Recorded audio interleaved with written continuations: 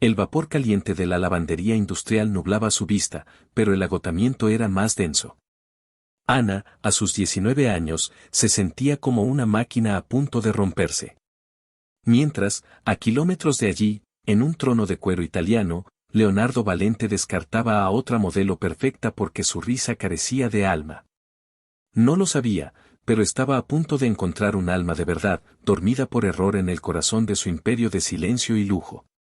La colisión sería brutal, humillante, y para él, el comienzo de una obsesión que lo obligaría a quemar su propio mundo solo para encontrarla de nuevo.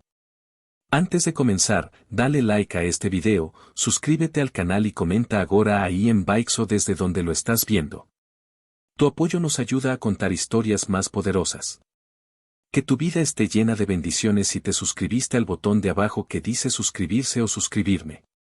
Ahora, comencemos. El pitido agudo de la máquina de planchado industrial era la banda sonora de la vida de Ana. A sus 19 años, sentía que cada hueso de su cuerpo protestaba. Eran las 11 de la noche y llevaba 16 horas de pie. Primero, su turno de 8 horas como camarera en el restaurante de un centro comercial, un trabajo ruidoso y mal pagado. Luego, directamente, su segundo turno de 8 horas como empleada de limpieza en el Gran Valente, el hotel más lujoso de la ciudad. Un palacio de mármol y cristal donde una sola noche costaba más de lo que ella ganaba en 3 meses. El aire en el sótano del hotel era pesado, una mezcla de detergente, vapor y el olor a fatiga de una docena de mujeres como ella. Apoyó la frente contra el frío metal de una lavadora, cerrando los ojos por un instante. Ana, ¿estás bien? La voz de su amiga Sofía, otra joven que luchaba la misma batalla, la sacó de su letargo. Ana se enderezó, forzando una sonrisa. Sí, solo, cansada. Mi madre tuvo una mala noche ayer, casi no dormí. Deberías hablar con el señor Ramiro, pedir un descanso, sugirió Sofía, su rostro lleno de preocupación. Ana negó con la cabeza. No puedo. Necesitamos el dinero para sus medicamentos. El nuevo tratamiento es carísimo. El padre de Ana los había abandonado años atrás, dejándola a ella y a su madre, Elena, con una montaña de deudas y un corazón roto. La salud de Elena, siempre frágil, había empeorado, y ahora Ana era el único pilar que sostenía su pequeño mundo, un minúsculo apartamento de 2 habitaciones en el barrio más humilde de la ciudad. El señor Ramiro, el supervisor de limpieza, un hombre de bigote grueso y perpetuo mal humor, apareció en el umbral. Ríos. La suite presidencial, la 2501, tiene que estar impecable. El dueño llega mañana por la mañana, pero el servicio de habitaciones ha dejado un desastre. Quiero que subas tú misma a supervisar y limpiar lo que falte. Ana sintió una punzada de pánico. La presidencial.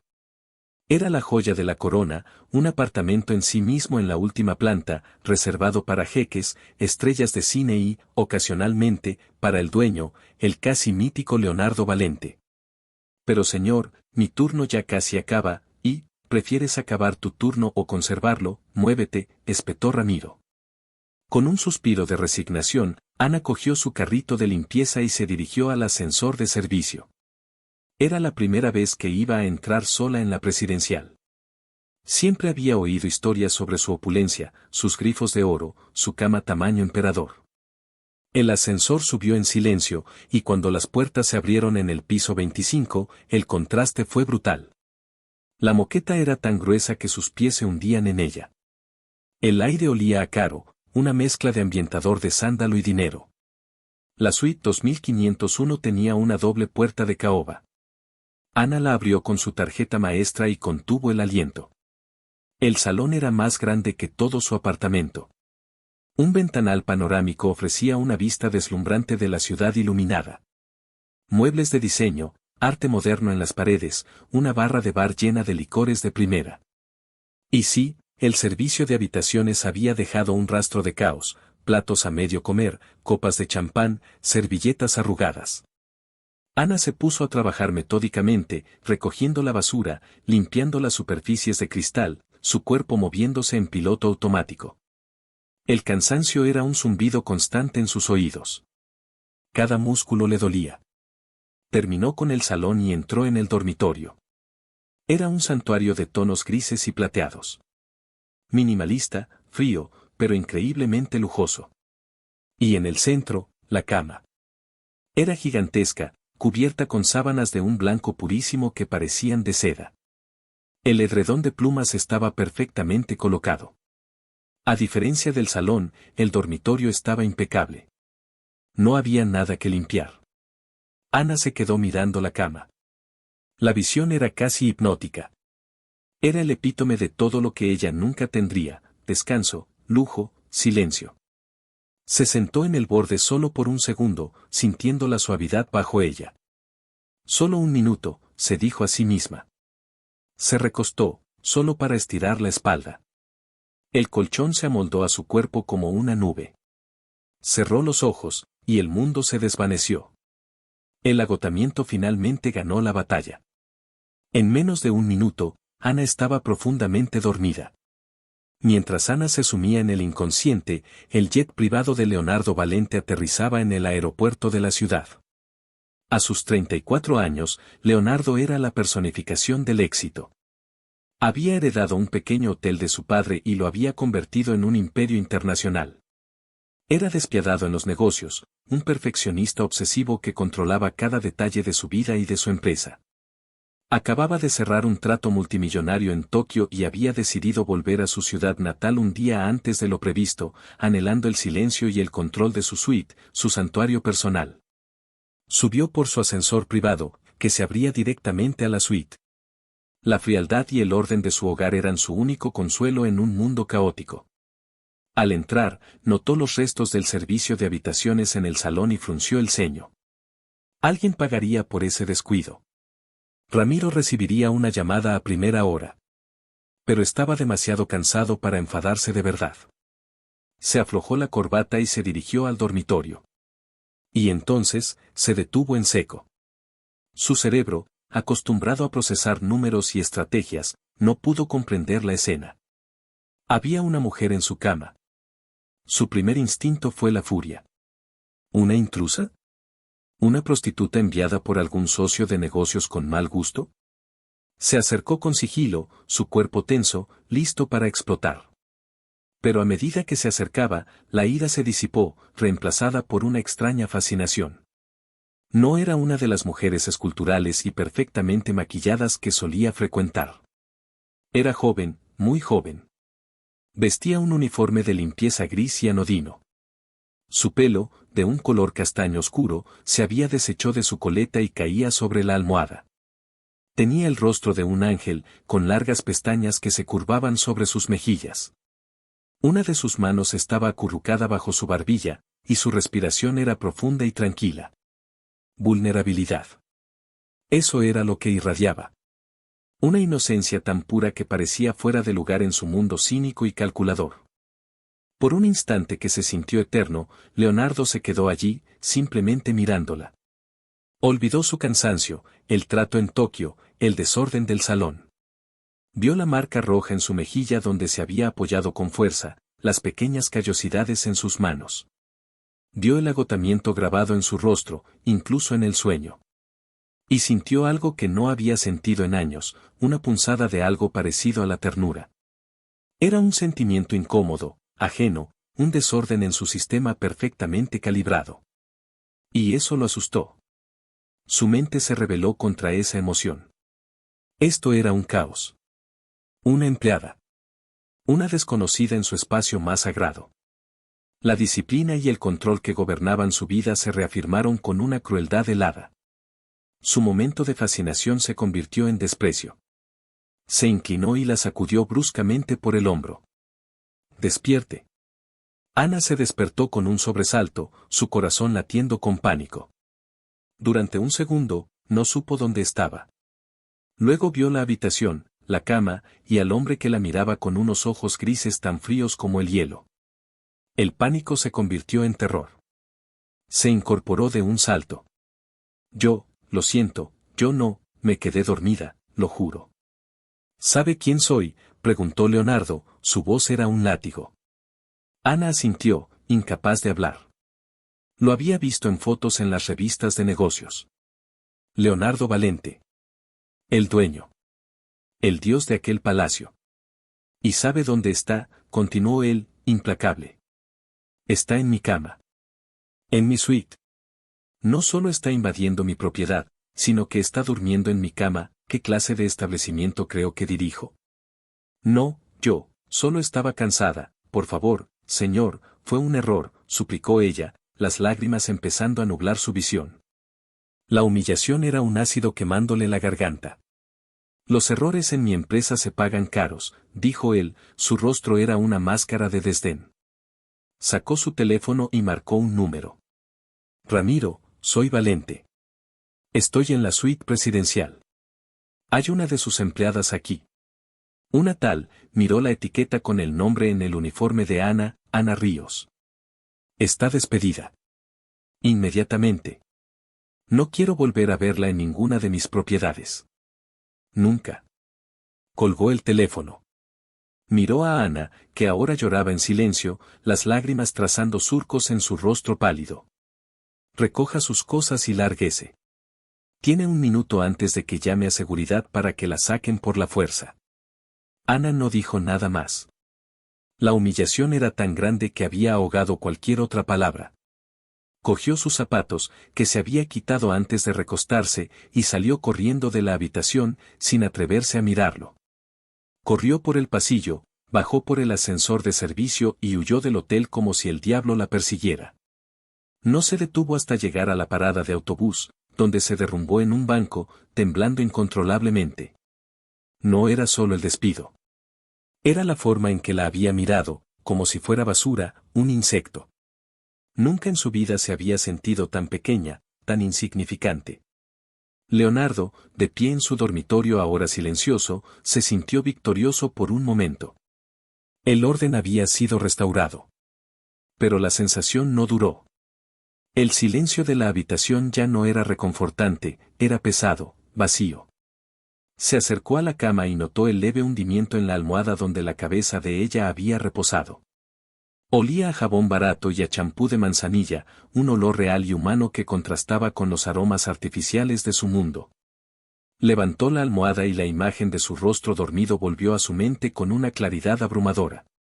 La ira que había sentido se disolvió, dejando un residuo extraño y amargo. ¿Había sido necesario ser tan cruel? Podría haberla despedido discretamente, a través de Ramiro. Pero no. Había elegido humillarla. ¿Por qué? Se sirvió un whisky en el salón, pero el licor no pudo borrar la imagen de sus ojos llenos de lágrimas. Durante el resto de la noche, no pudo dormir. Se encontró vagando por el apartamento, sentándose en el borde de la cama donde ella se había sentado, tocando la almohada. La chica, Ana Ríos, se había metido bajo su piel. Era como un virus en su sistema perfectamente ordenado. Al día siguiente, intentó sumergirse en el trabajo. Reuniones, llamadas, informes. Pero su concentración estaba rota. En medio de una negociación por videoconferencia, la cara de un inversor se desvaneció y en su lugar apareció el rostro dormido de Ana. Se encontró garabateando su nombre en un bloc de notas. Ana. Un nombre simple, suave. Pasaron 2 días. 3. Una semana. Y la obsesión no hizo más que crecer. Se dio cuenta de que el recuerdo de ella no era una molestia. Era un anhelo. Anhelaba la perturbación que había traído a su silencio. La vida de Leonardo, que antes le parecía el epítome de la perfección, de repente se sentía estéril, vacía. Las mujeres con las que salía, modelos y herederas, le parecían aburridas y artificiales. Sus risas calculadas, sus conversaciones superficiales, nada comparado con la honestidad cruda del rostro dormido de Ana. Una noche, no pudo más.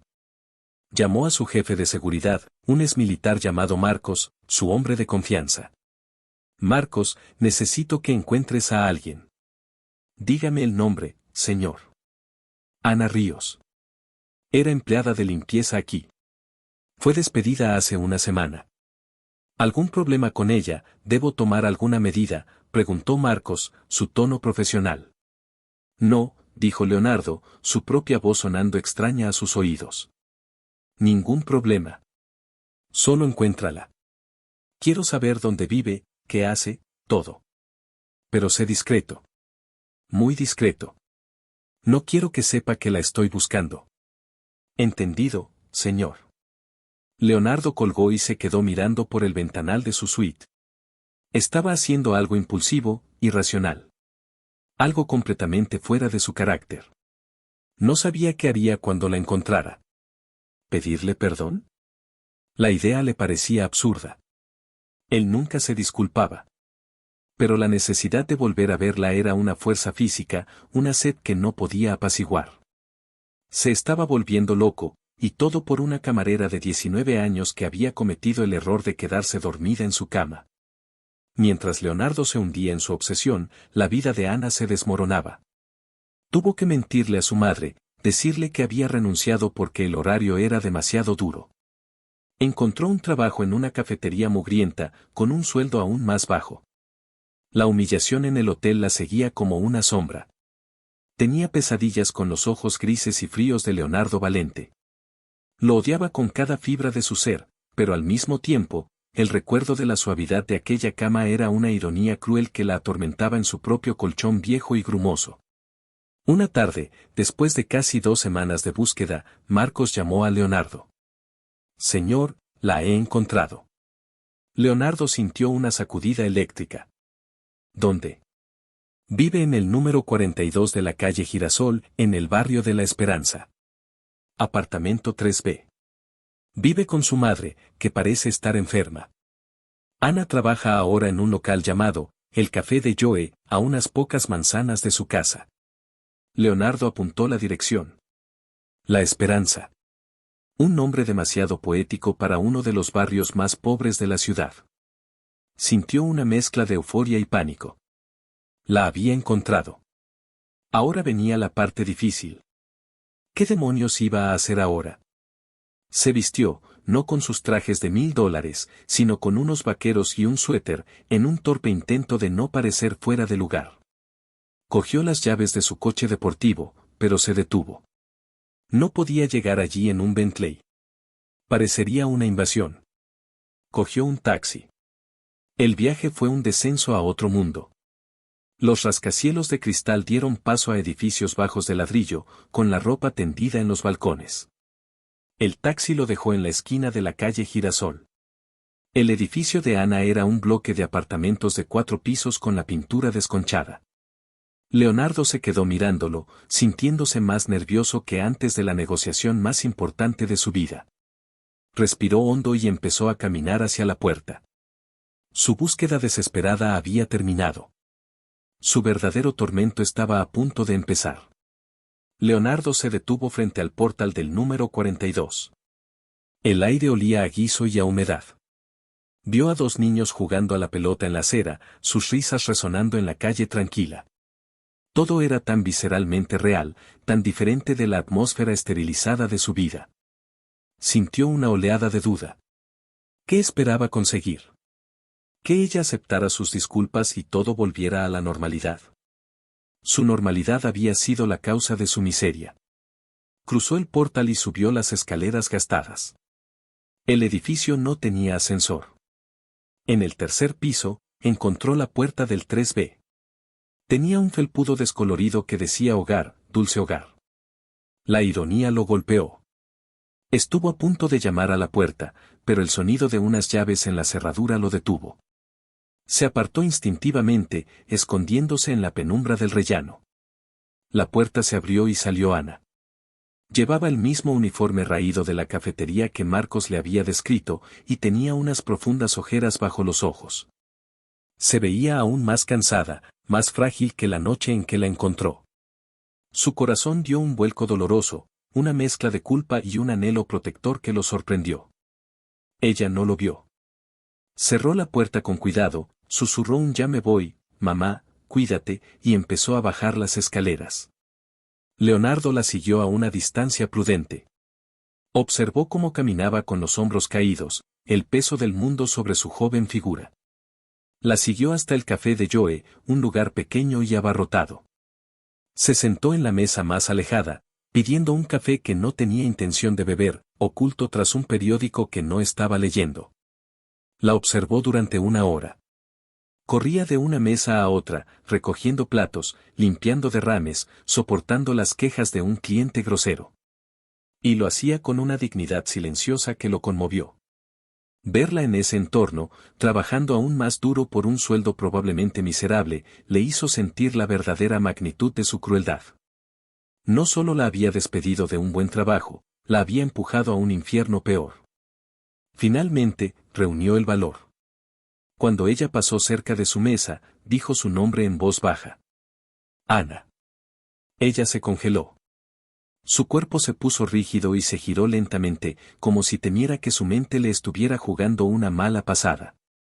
Cuando sus ojos se encontraron con los de él, su rostro pasó del shock a una furia helada. ¿Usted? ¿Qué hace aquí?, siseó, mirando a su alrededor para asegurarse de que nadie los oía. Vine a hablar contigo, dijo él, su voz más ronca de lo que pretendía. No tenemos nada de qué hablar. ¿Ha venido a asegurarse de que estoy sufriendo lo suficiente? Pues felicidades, lo ha conseguido. Ahora, si me disculpa, estoy trabajando. Se dio la vuelta para marcharse, pero él fue más rápido. La agarró suavemente por el brazo. Por favor. Solo 5 minutos. El contacto fue como una descarga eléctrica para ambos. Ana se soltó de un tirón, como si su piel quemara. No me toque. No tiene ningún derecho. El dueño del café, un hombre barrigudo llamado Joe, lo notó. ¿Algún problema aquí, Ana? No, ninguno, Joe. Este señor ya se iba. Ana lo miró con un desafío ardiente en sus ojos. Leonardo vio que no conseguiría nada allí. Se levantó, dejó un billete de $100 en la mesa para pagar el café de 2, y la miró. Te esperaré fuera. Cuando acabes tu turno. Salió y se apoyó contra la pared de enfrente, sintiendo las mireras curiosas de los transeúntes. Esperó. 2 horas. 2 largas horas en las que luchó contra el impulso de irse, de volver a su torre de marfil y olvidar todo aquello. Pero no podía. La imagen de su rostro desafiante estaba grabada a fuego en su mente. Cuando Ana salió, el sol ya se había puesto. Lo vio y su rostro se endureció aún más. Intentó pasar de largo, pero él se interpuso en su camino. Por favor, Ana. No sé qué quiere de mí, dijo ella, su voz temblando de rabia contenida. ¿Dinero? ¿Es eso? ¿Quiere darme una limosna para limpiar su conciencia? No. Quiero pedirte perdón, soltó él. La palabra sonó extraña, oxidada en sus labios. Ana soltó una carcajada amarga. ¿Perdón? ¿Usted sabe siquiera lo que significa esa palabra? Me humilló. Me trató como a una delincuente. Me quitó mi trabajo y mi dignidad. Y ahora viene a este barrio, a mi vida, y cree que puede arreglarlo con una palabra. Sé que fui un bastardo, admitió él, dando un paso más cerca. El aire entre ellos crepitaba. No hay excusa para cómo te traté. Estaba estresado, cansado, son solo excusas. La verdad es que me vi sorprendido y reaccioné con una crueldad que no merecías. Ahórrese sus disculpas, señor Valente. No las necesito. Lo único que necesito es que me deje en paz. No puedo, dijo él, y su voz se quebró un poco, revelando la profundidad de su tormento. Desde esa noche, no he podido dejar de pensar en ti. La confesión la descolocó. Esperaba arrogancia, quizás un intento de soborno, pero no esa cruda vulnerabilidad. Lo miró a los ojos y, por primera vez, no vio al tirano frío del hotel, sino a un hombre perdido. ¿Pensar en mí? ¿Para qué? ¿Para imaginarse nuevas formas de arruinarme la vida? Para imaginar cómo habría sido si, en lugar de echarte, te hubiera tapado con una manta y te hubiera dejado dormir, dijo él, su voz un susurro. La intimidad de esa imagen la golpeó. Se sintió expuesta, como si él hubiera leído sus pensamientos más secretos. Usted no es capaz de un gesto así, replicó, aunque una parte de ella no estaba tan segura. Quiero demostrártelo. Déjame compensarte. Te devolveré tu trabajo. El doble de sueldo. Lo que quieras. La oferta de dinero la hizo enfurecer de nuevo. Mi vida no está en venta. No quiero su dinero, ni su trabajo, ni su lástima. Quiero que se vaya y me olvide. Igual que yo estoy intentando olvidarlo a usted. Se abrió paso y empezó a caminar rápidamente hacia su casa, sus palabras resonando en el aire. Leonardo se quedó allí, derrotado. La había subestimado. Había pensado que su dinero y su poder podrían arreglar cualquier cosa. Pero el orgullo de Ana era una fortaleza inexpugnable. Volvió a su coche, el chofer que había llamado lo esperaba en silencio. Al hotel, señor, ordenó. Durante el trayecto, tomó una decisión. Si no podía llegar a ella con disculpas o dinero, encontraría otra manera. Marcos había mencionado a su madre enferma. Quizás ese era el camino. Era una táctica manipuladora, lo sabía, pero la desesperación lo estaba empujando a límites que nunca había creído que cruzaría. A la mañana siguiente, Leonardo utilizó sus contactos. Consiguió el historial médico de Elena Ríos. El diagnóstico era una miocardiopatía, una enfermedad del corazón que requería un tratamiento constante y caro, y eventualmente, un trasplante. Contactó con el mejor cardiólogo del país, el doctor Morales, un viejo conocido. Morales, necesito un favor. Hay una paciente, Elena Ríos. Quiero que te hagas cargo de su caso. Personalmente. Todos los gastos, tratamientos, pruebas, todo correrá a mi cuenta. Pero hay una condición, tiene que ser anónimo. Un programa de ayuda del hospital, un benefactor secreto, lo que sea. Su hija no puede saber que yo estoy detrás de esto. Morales, un hombre pragmático, aceptó sin hacer demasiadas preguntas. 2 días después, Ana y su madre recibieron una llamada del hospital. Habían sido seleccionadas para un nuevo programa de tratamiento experimental para pacientes con bajos recursos, dirigido por el famoso Dr. Morales. Para Ana, fue un milagro caído del cielo, la respuesta a sus plegarias. La alegría y el alivio eran tan inmensos que lloró por primera vez de felicidad en mucho tiempo. Pero su alivio duró poco. Mientras acompañaba a su madre a su primera consulta con el prestigioso médico, vio un rostro familiar en el pasillo del hospital privado. Leonardo Valente, hablando con el doctor Morales. Se quedaron helados, los tres, en medio del pasillo. La expresión del doctor fue de pánico culpable. La de Leonardo, de resignación. Y la de Ana, de una comprensión lenta y dolorosa que se convirtió en una traición devastadora. Todo era mentira. El milagro no era tal. Era él. Otra vez él, manipulando su vida, comprando su felicidad. Fuiste tú, susurró Ana, sus ojos llenándose de lágrimas de rabia. Todo esto, es obra tuya. Leonardo no lo negó. Ana, déjame explicarte. ¿Explicar qué? Que no puedes aceptar un no por respuesta. Que si no puedes comprarme a mí, intentas comprar a mi madre. Eres despreciable. Se dio la vuelta, agarrando el brazo de su madre. Vámonos, mamá. No queremos su caridad. Pero, hija. Protestó Elena, confundida. Dije que nos vamos. Ana tiró de su madre hacia la salida, dejando a Leonardo solo en el pasillo, sintiéndose más miserable y más expuesto que nunca. Su plan, en lugar de acercarla, la había alejado aún más, cavando un abismo de desconfianza que ahora parecía insalvable. Y en medio de su desesperación, vio algo que lo heló.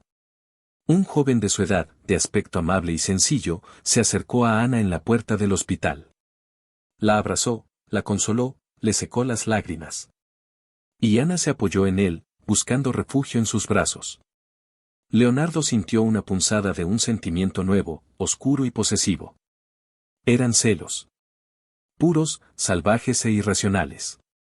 Y en ese momento se dio cuenta de que su obsesión por Ana ya no era solo por limpiar su conciencia. La quería. Y la idea de que otro hombre pudiera consolarla, que pudiera tener el lugar en su vida que él tan torpemente intentaba conseguir, era una agonía que no podía soportar. La confrontación en el hospital fue un punto de inflexión. Ana, sintiéndose violada en su confianza, levantó muros aún más altos. Leonardo, consumido por una mezcla tóxica de culpa y celos, se volvió más audaz, más imprudente.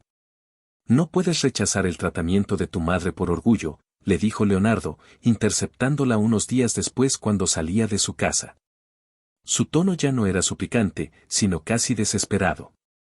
Esto no es por ti ni por mí. Es por su vida. Mi orgullo no tiene nada que ver, replicó ella, aunque ambos sabían que era una mentira parcial. Es que no confío en ti. Cada uno de tus regalos viene con un precio oculto. ¿Cuál es el precio esta vez, señor Valente? Que salga contigo. Que me acueste contigo. La crudeza de sus palabras lo golpeó. ¿De verdad crees que soy tan vil?, preguntó, su voz cargada de dolor. Me diste todas las razones para creerlo. Pues te equivocas, exclamó él, frustrado. El único precio es que tu madre se ponga bien. Lo juro. Después de eso, si quieres, desapareceré de tu vida para siempre. La promesa sonaba a hueco incluso para él, pero vio que ella dudaba. La salud de su madre era su punto más débil. Déjame hablar con ella, pidió él. A solas.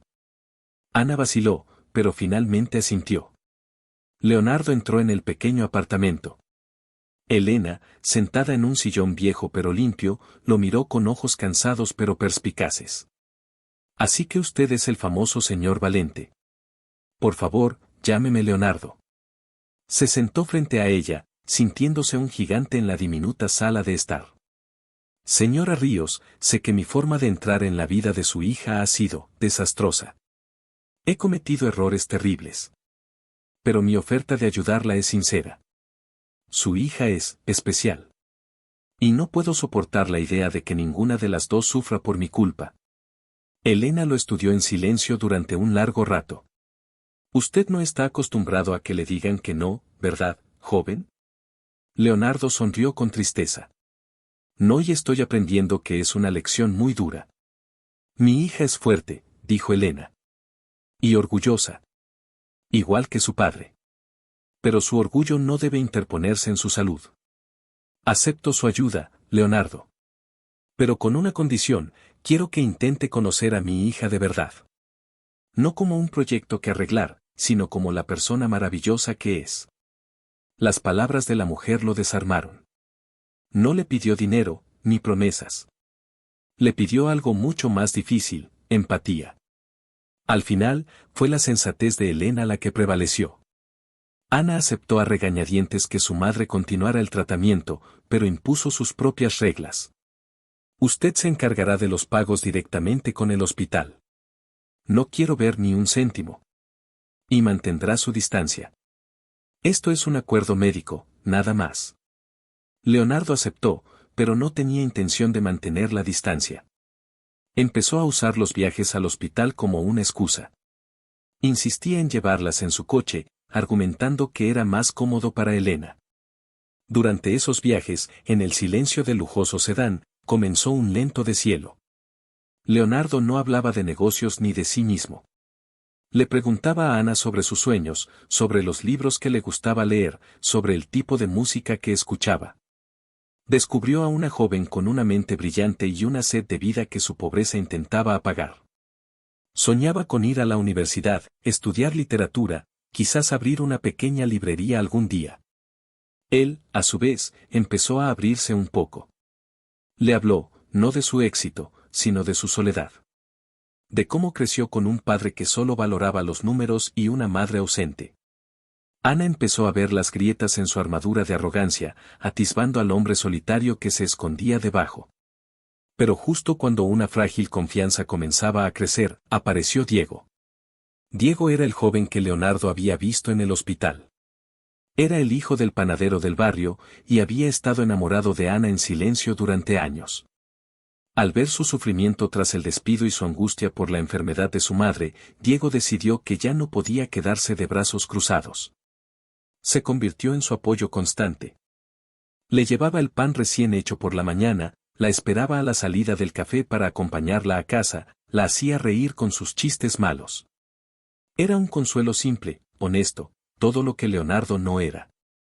Una tarde, Leonardo fue a buscar a Ana a la salida del café, con la excusa de darle una actualización sobre los resultados de un análisis de su madre. La vio antes de que ella lo viera a él. Estaba sentada en un banco con Diego, riendo. Diego le apartó un mechón de pelo de la cara, un gesto tierno y familiar. Y Leonardo sintió aquella punzada de nuevo, pero multiplicada por 10. Los celos eran un fuego líquido que le recorría las venas. Se acercó a ellos, su rostro una máscara de fría cortesía. Ana. Disculpad que interrumpa. La sonrisa de Ana se desvaneció al verlo. ¿Qué haces aquí? Tenía noticias del doctor Morales, mintió. Diego se levantó, su mirada protectora. Ana, ¿está todo bien? ¿Este hombre te molesta? ¿Molestarla? Soy el hombre que está salvando la vida de su madre. ¿Y tú quién eres?, espetó Leonardo, incapaz de contener su veneno. Soy Diego. Su amigo, respondió el joven con calma, aunque apretó los puños. Pues sus amigos deberían estar ayudándola, no haciéndole perder el tiempo en un parque. La injusticia del comentario enfureció a Ana. Diego ha hecho más por mí en las últimas semanas que tú en toda tu vida. Él me escucha, me apoya. No intenta comprarme ni manipularme.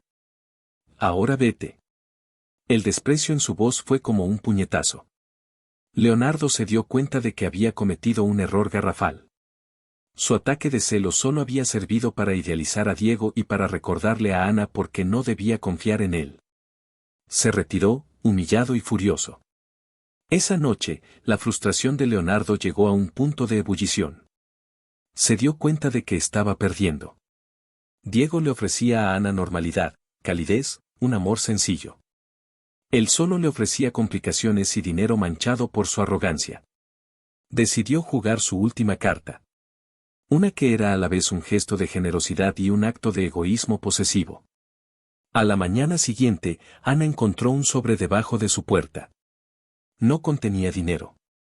Contenía algo mucho más impactante, los documentos de matrícula y una beca completa para el primer año de la carrera de literatura en la Universidad Central. Y una nota escrita a mano. Un sueño nunca debe ser pospuesto. Este es mi regalo, sin condiciones. No tienes que agradecérmelo, solo tienes que aceptarlo. Ana se quedó mirando los papeles, temblando. Era su sueño. La puerta a la vida que siempre había querido, servida en bandeja de plata. Pero era una bandeja que venía de él. Era la jaula de oro más hermosa que había visto nunca. Sintió la tentación, un deseo abrumador de aceptar, de huir de su vida actual. Pero también sintió el peso de la trampa. Ese mismo día, Diego le trajo flores y, con una torpeza conmovedora, le pidió que fuera su novia. Ana, sé que no tengo mucho que ofrecer. No tengo coches de lujo ni mansiones. Pero te quiero. ¿Puedo hacerte feliz? Ana se encontró en una encrucijada imposible. Por un lado, Leonardo le ofrecía el futuro con el que siempre había soñado. Por otro, Diego le ofrecía un presente de amor sincero y sin complicaciones. Se sentía desgarrada. Y decidió que la única forma de resolverlo era enfrentarse a Leonardo. Esa noche, fue al Gran Valente. Ya no como una empleada avergonzada, sino como una mujer con una decisión que tomar. Pidió ver al señor Valente. La hicieron subir a la suite presidencial. El lugar donde su pesadilla había comenzado. Él la estaba esperando, de pie junto al ventanal. ¿Has venido a darme una respuesta?, preguntó él. Sí, dijo ella, sosteniendo el sobre. Antes de nada, quiero saber por qué. ¿Por qué? ¿Qué?, preguntó él, aunque sabía perfectamente a qué se refería. ¿Por qué esto? ¿Por qué la universidad? Él se giró para mirarla. Sus ojos grises ya no eran fríos, sino que ardían con una intensidad que la hizo retroceder un paso. Porque no soporto la idea de que malgastes tu inteligencia en una cafetería. Porque quiero verte brillar. Y porque, dio un paso hacia ella, no puedo soportar la idea de que seas feliz con él. La confesión fue tan directa, tan posesiva, que la dejó sin aliento. No puedes controlar mi felicidad. No quiero controlarla. Quiero ser la causa de ella, dijo él, ahora a solo unos centímetros de distancia. El aire crepitaba entre ellos, cargado de tensión, de meses de odio, fascinación y deseo reprimido. Es demasiado tarde, Leonardo. Has hecho demasiado daño. Nunca es demasiado tarde, susurró él, y levantó una mano para acariciar su mejilla. Su tacto era suave, tentativo. Ana no se apartó. Estaba paralizada, atrapada en la tormenta de sus ojos. Diego me ha pedido que sea su novia, dijo ella, su voz apenas un hilo. Era una prueba. Quería ver su reacción. La mandíbula de Leonardo se tensó. Su mano cayó. ¿Y qué le has respondido? No le he respondido nada. Porque antes tenía que venir aquí. Tenía que entender por qué un hombre como tú está tan obsesionado con una chica como yo. Leonardo soltó una risa sin alegría. ¿Obsesionado? Es peor que eso, Ana. Es mucho peor. Creo que me estoy enamorando de ti. Y entonces, la besó. No fue un beso suave. Fue un beso desesperado, hambriento, como el de un hombre que se ahoga y por fin encuentra aire. Fue la culminación de toda su culpa, su frustración y su anhelo. Ana debería haberse apartado, debería haberlo abofeteado. Pero para su propio horror, una parte de ella, la parte que había visto su soledad, la que se había sentido intrigada por su tormento, le respondió. Sus manos subieron a su pecho para empujarlo, pero en su lugar se aferraron a su camisa. Fue un beso caótico, furioso y devastadoramente adictivo. Cuando se separaron, jadeando, se miraron con una mezcla de shock y revelación. Habían cruzado un límite. La línea entre el odio y el amor se había difuminado hasta desaparecer. Esto es una locura, susurró ella. Lo sé, respondió él, su frente apoyada en la de ella. Pero no quiero que estés con él. No lo soportaría. Dime qué tengo que hacer para que me elijas a mí. Haré lo que sea. Ana se encontraba en el ojo del huracán. La elección ya no era entre un futuro de ensueño y un amor sencillo. Era entre dos tipos de amor, uno seguro y tranquilo, y otro que era un incendio forestal, capaz de destruirla o de mantenerla caliente para siempre. Y por primera vez, se dio cuenta de que quizás siempre se había sentido más atraída por el fuego. El beso en la suite presidencial no fue una solución, sino una detonación. Dejó a Ana más confundida que nunca y a Leonardo con una chispa de esperanza a la que se aferró con desesperación. Ana evitó a ambos hombres durante unos días, pidiendo a Sofía que la cubriera en el trabajo y quedándose en casa con la excusa de cuidar a su madre. Necesitaba pensar. El beso la había asustado, no por su violencia, sino por su propia respuesta. Había descubierto en sí misma un deseo por Leonardo que la aterrorizaba, una atracción hacia su intensidad, hacia el hombre roto bajo la fachada de poder.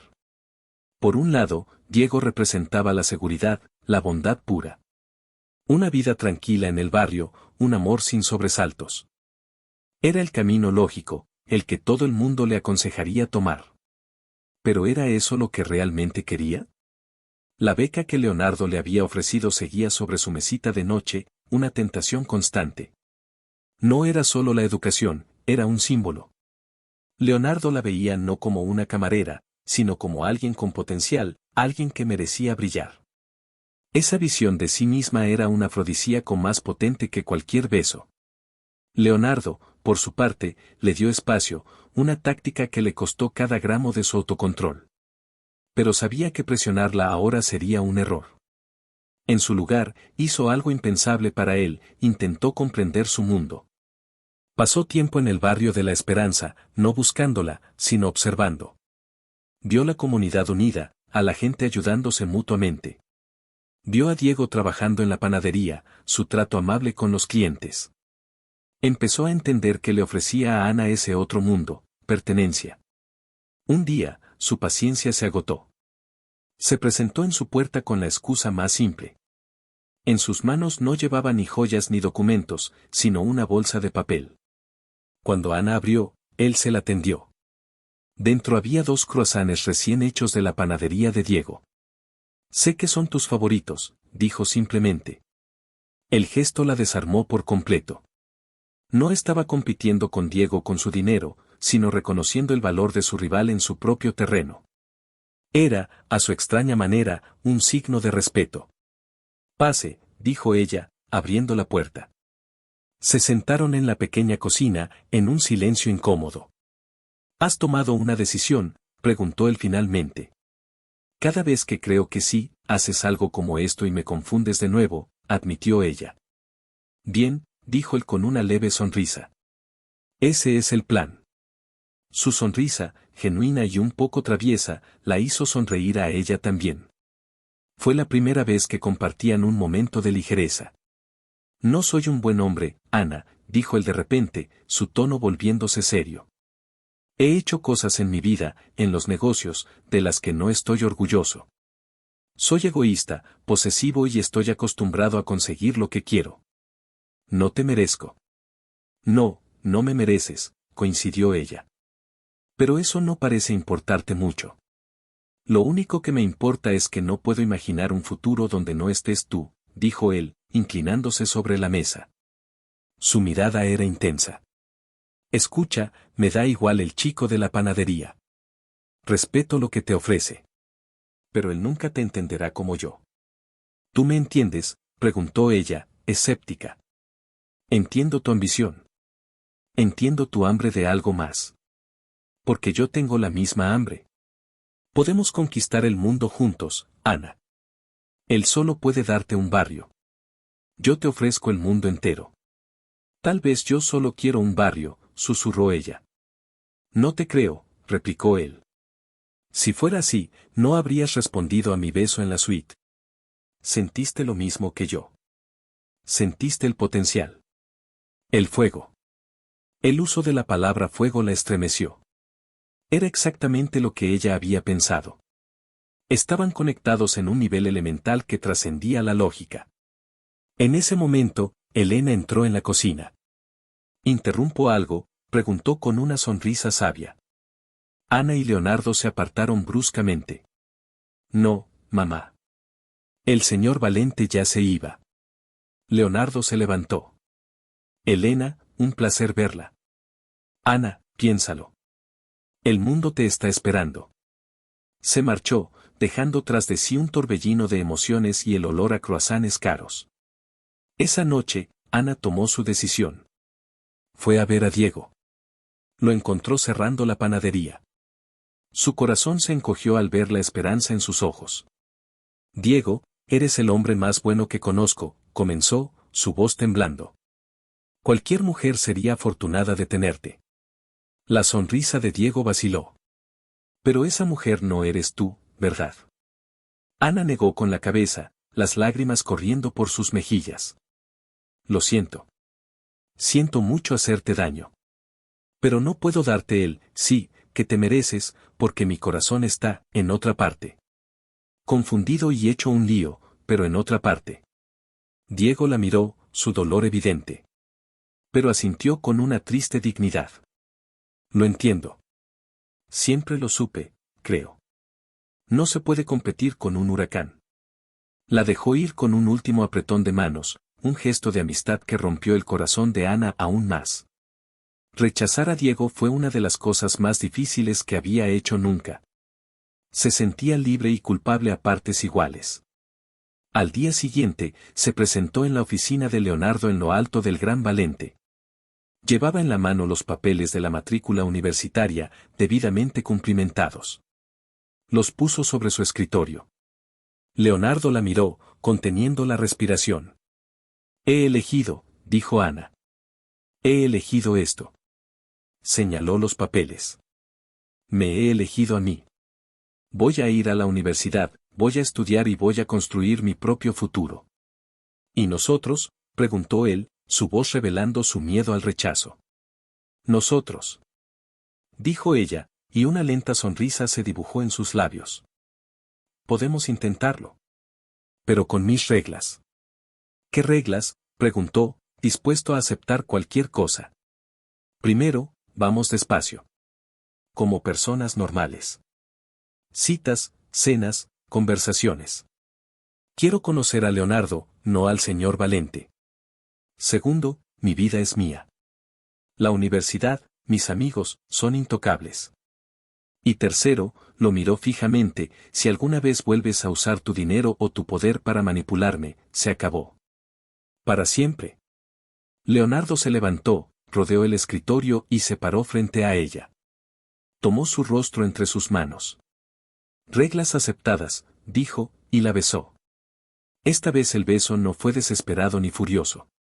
Fue un beso lleno de promesa, de alivio y del comienzo de algo nuevo. Parecía que la batalla había terminado, pero solo estaban en el comienzo. Salir con Leonardo Valente era como vivir en una pecera. Los paparazzi lo seguían a todas partes. Su historia se convirtió en el cotilleo de la ciudad, la camarera y el millonario. Ana odiaba la atención, pero Leonardo la protegió ferozmente.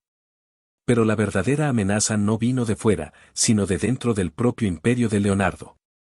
Había un miembro de su junta directiva, Ricardo Funes, un hombre mayor y aparentemente leal que había sido el segundo de su padre.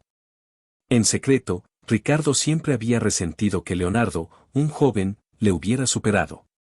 Veía a Ana como la debilidad perfecta, la grieta en la armadura de Leonardo. Empezó a filtrar rumores a la prensa, historias falsas sobre el pasado de Ana, pintándola como una oportunista con un historial dudoso. Al mismo tiempo, en la universidad, Ana comenzó a florecer. Era una estudiante brillante y apasionada. Sin embargo, también se enfrentó al esnobismo de algunos compañeros que la veían como la novia del millonario. Leonardo, en sus intentos de protegerla, a veces era sobreprotector, lo que causaba fricciones entre ellos. ¿De verdad has puesto a un guardaespaldas para que me siga por el campus?, le preguntó ella, furiosa, una noche. Quería asegurarme de que estuvieras bien, se defendió él. Pues me estás asfixiando. Dije que mi vida era mía, Leonardo. Tienes que confiar en mí. Aprender a estar en una relación de iguales era el mayor desafío para Leonardo. Mientras tanto, Elena, la madre de Ana, se recuperaba favorablemente. Pasaba tiempo con la pareja, convirtiéndose en una influencia tranquilizadora. Ella veía el amor genuino entre ellos, pero también advertía a Ana. Ten cuidado, hija. Un hombre acostumbrado a poseerlo todo, a veces confunde el amor con la posesión. La advertencia resultó profética. Cuando Ricardo Funes se dio cuenta de que los rumores no funcionaban, dio un paso más. Falsificó pruebas que sugerían que Ana estaba pasando información confidencial sobre los nuevos proyectos hoteleros de Valente a un competidor. Presentó estas pruebas a Leonardo, enmarcándolo todo como una traición devastadora. Lo siento, Leonardo, dijo Ricardo con falsa simpatía. Parece que la chica no era tan inocente como pensábamos. Leonardo se vio enfrentado a una elección imposible. Su instinto empresarial, afilado por años de traiciones, le gritaba que las pruebas parecían sólidas. Pero su corazón se negaba a creerlo. Se enfrentó a Ana. Pero en lugar de preguntarle con calma, la acusó. La vieja desconfianza, su miedo a ser vulnerable, se apoderaron de él. ¿Por qué, Ana? Después de todo lo que he hecho por ti, ¿por qué me traicionarías? La acusación, la falta de fe, rompió algo en Ana. Vio al hombre frío y cruel de la primera noche resurgir. Si después de todo este tiempo todavía puedes creer que yo haría algo así, dijo con una calma helada, entonces nunca me has conocido de verdad. Y no hay nada que salvar aquí. Le devolvió un collar de diamantes que él le había regalado, lo dejó sobre la mesa y se marchó. Se acabó. De verdad esta vez. El dolor y la traición que sintió Leonardo fueron inmensos. Pero en medio de su miseria, algo no encajaba. La reacción de Ana no había sido la de una persona culpable. Había sido la de alguien con el corazón roto. Empezó a investigar las pruebas de Ricardo por su cuenta, utilizando a Marcos. Y no tardó en descubrir la verdad, la falsificación, el montaje. La traición no había venido de Ana, sino de su socio más antiguo. La confrontación con Ricardo fue épica. Leonardo lo desenmascaró en una reunión de la Junta, despidiéndolo y arruinando su reputación para siempre. Pero su victoria se sintió vacía. Había destruido a su enemigo, pero había perdido a la mujer que amaba por su propia estupidez, por su incapacidad para confiar. Y ahora tenía que volver a empezar. Pero esta vez, no se trataba de encontrarla. Se trataba de ganarse su perdón, una tarea que parecía mucho más monumental que cualquier negocio que hubiera emprendido. El silencio en el ático de Leonardo era más profundo y opresivo que nunca. Había despedido a su traidor, había restaurado el orden en su imperio, pero su propio mundo estaba en ruinas. El recuerdo de la expresión de Ana, de su dolorosa decepción, lo perseguía día y noche. Sabía que las disculpas no serían suficientes. Las palabras se habían vuelto baratas entre ellos. Necesitaba un gesto, una prueba irrefutable de que había cambiado, de que finalmente había aprendido a confiar. Mientras tanto, Ana se refugió en su pequeño apartamento, con el corazón destrozado. Le contó todo a su madre, quien simplemente la abrazó. A veces, el amor requiere saltos de fe, hija. Él no supo saltar. Ana se volcó en sus estudios con una ferocidad renovada, decidida a construir su vida por sí misma, sin deberle nada a nadie. Dejó de contestar las llamadas de Leonardo, borró sus mensajes sin leerlos. Cortó todo contacto. Pasó un mes. Leonardo estaba desesperado. Marcos le informaba de la rutina de Ana, de casa a la universidad, de la universidad a casa. No salía, no veía a nadie. Sufría tanto como él. Leonardo entendió que no podía forzar su entrada de nuevo en su vida. Tenía que ganársela. Y la clave estaba en el sueño que ella una vez le confió, su propia librería. Usando una empresa intermediaria para que su nombre no apareciera en ninguna parte, Leonardo compró un pequeño local comercial en el barrio universitario. Un lugar encantador con grandes ventanales y paredes de ladrillo visto. Pasó la siguiente semana supervisando personalmente su renovación.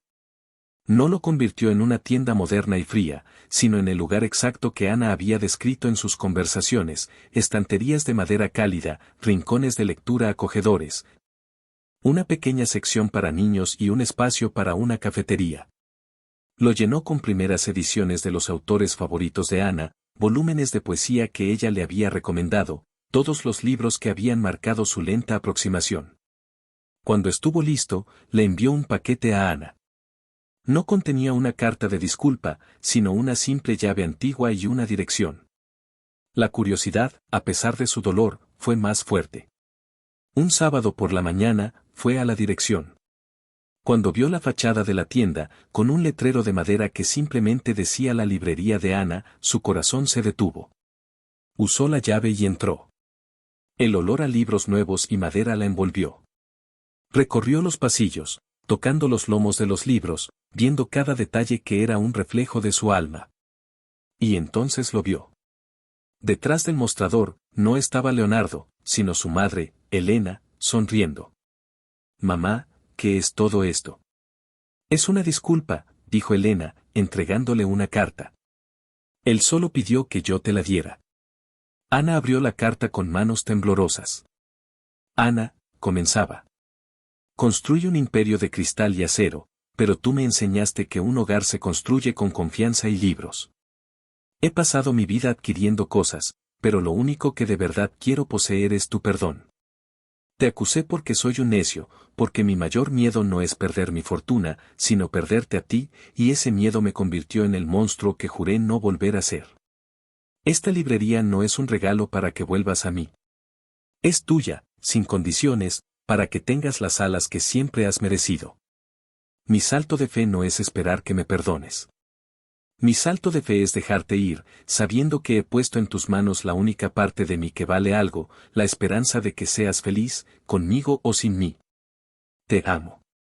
Las lágrimas corrieron por el rostro de Ana mientras leía. No eran lágrimas de tristeza, sino de una emoción abrumadora. La grandeza del gesto, la profunda comprensión de sus sueños, la vulnerabilidad de su confesión, todo derribó los muros que quedaban alrededor de su corazón. Miró a su madre. «¿Tú lo sabías?» «Él vino a hablar conmigo. Le dije que solo había una forma de recuperarte. No con poder, sino con humildad». Ana se quedó en su librería durante horas, sola. Sintió el peso de su futuro en sus manos, un futuro que ahora era suyo por derecho propio. Y se dio cuenta de que ese futuro se sentía incompleto sin él. Esa noche, Leonardo estaba en su oficina, mirando la ciudad, resignado a su soledad. La puerta se abrió. Era Ana. Se quedó inmóvil. Ella se acercó y puso la llave antigua sobre su escritorio. La librería es perfecta, dijo ella, su voz suave. Pero te equivocaste en una cosa. ¿En qué?, preguntó él, con el corazón en un puño.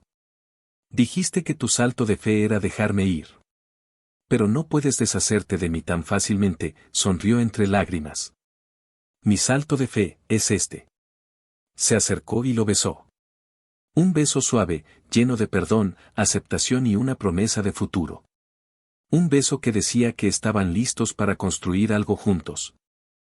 Se casaron 6 meses después en una ceremonia sencilla, celebrada en el jardín trasero de la librería, rodeados de sus amigos más cercanos y, por supuesto, de libros.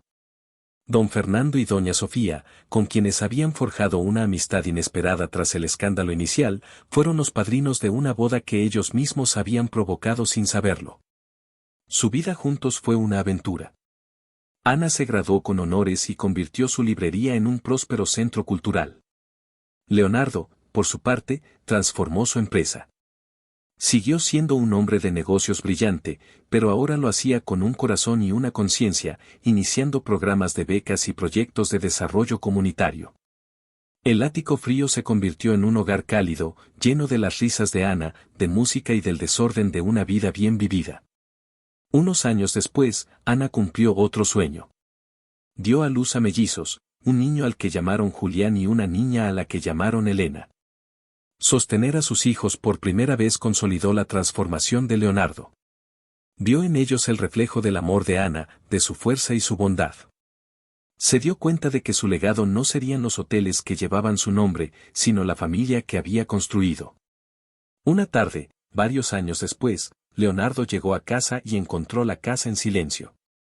Lo buscó por todas partes, y finalmente encontró a Ana en el ático, en el dormitorio principal, dormida en la gran cama. A su lado, sus 2 hijos pequeños dormitaban acurrucados contra ella. Se había quedado dormida leyéndoles un cuento. La imagen era casi idéntica a la que lo había atormentado durante tanto tiempo, pero ahora estaba imbuida de un amor y una paz tan profundos que le llenaron los ojos de lágrimas. No la despertó. Simplemente se acercó, los tapó con una manta y besó suavemente la frente de Ana y de cada uno de sus hijos. La despidió por orgullo, humillándola por agotamiento, creyendo que su mundo perfecto era lo único que importaba. Pero la imagen de su inocencia se convirtió en una obsesión que lo obligó a buscarla y a enfrentarse a su propia vaciedad. Al encontrarla, descubrió que la verdadera perfección no reside en el orden y el control, sino en el caos del amor y la capacidad de perdonar.